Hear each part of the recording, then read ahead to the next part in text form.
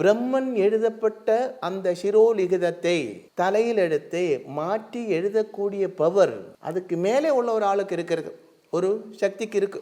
அதுதான் சாட்சால் பராசக்தியாக இருக்கப்பட்ட அன்னை ஆதி பராசக்தி. அந்த ஆதி பராசக்தி தான் பகலாமுகி தேவி. ஆதி பராசக்திக்கு 10 ஸ்வரூபங்கள் இருக்கு.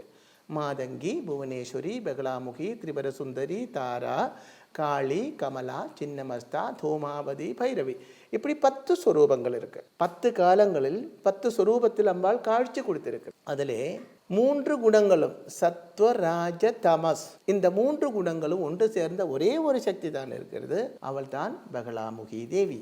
அந்த பகலாமுகி தேவியே சரணடைந்தால் எல்லா தோஷங்கள்ல இருந்து மோசனம் உண்டாகும். ஏனென்றால் அவள் தெய்வங்களுக்கெல்லாம் தெய்வம். நமது ஹிந்து வேத சாஸ்திரப்படி மும்மூர்த்திகளுக்கும் முதல்வனாக இருக்கப்பட்ட சாட்சால் மகாதேவன் சிவன்